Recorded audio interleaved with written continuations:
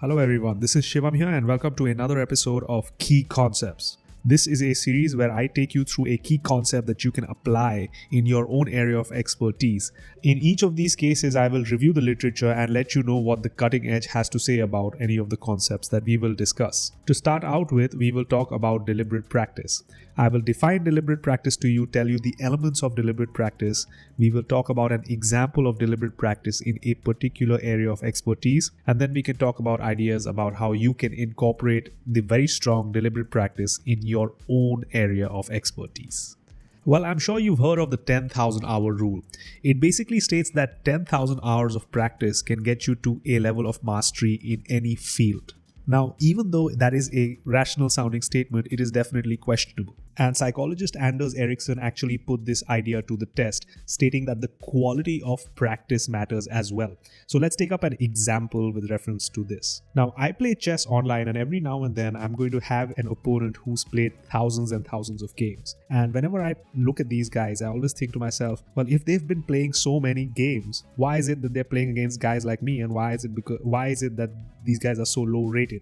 And that's Anders Ericsson's theory right there. The kind of practice differentiates grandmasters in chess from regular Joes like that guy and myself.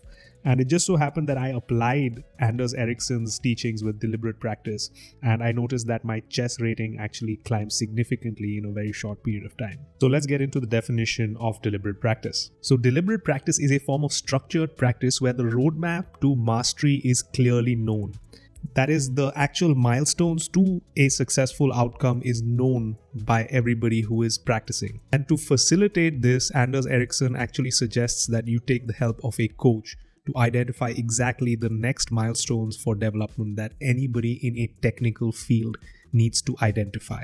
In such a field, there is a direct correlation between the level of skill and the level of performance. In addition to identifying the actual type of technical task, Anders Ericsson identifies a few elements of deliberate practice that need to be met in order for it to be actually counted as deliberate practice. These are important to know because these are the essential elements that any deliberate practice session needs to contain. Anders Ericsson says that the first one is knowing what the short-term objectives are for the user.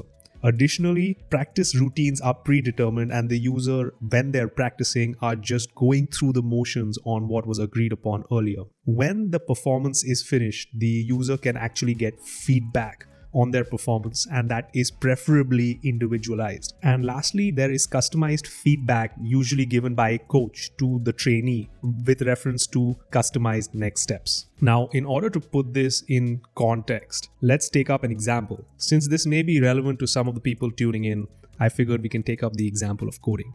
So the first thing I'm going to check is to see if coding falls under the areas of technical expertise as defined by Anders Ericsson. And on first glance, it definitely does, because it requires a structured practice. The roadmap to mastery when it comes to coding is known. The kinds of skills that you need in order to perform certain coding tasks are known by all.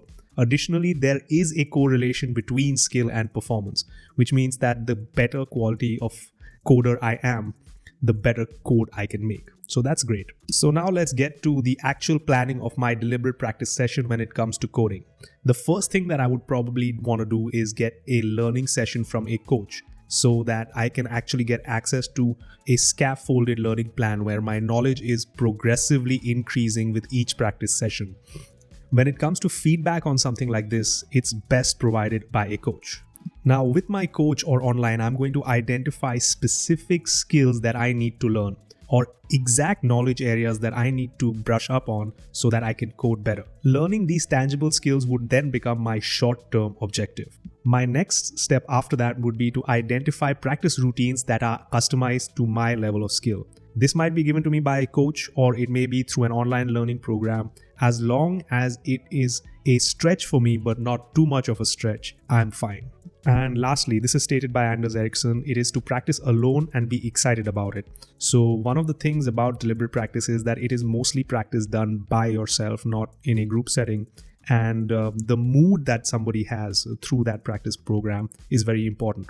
Hence, he would recommend being excited about a particular practice routine. During and immediately after my coding performance, I would have someone review the output and my actions and give me feedback on my performance.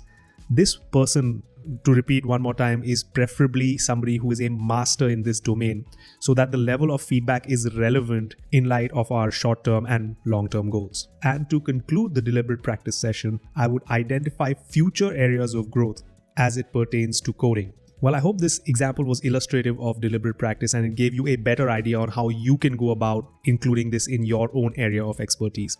What I would suggest is that in the comment section below, let me know what a deliberate practice routine would look like in your own area so that I can comment about it, others can comment about it, and we can also know what your plans are. Additionally, if you like the content in this video, go ahead and give me a like. It goes a long way in increasing our reach. Thank you so much for your time and have a great rest of your day.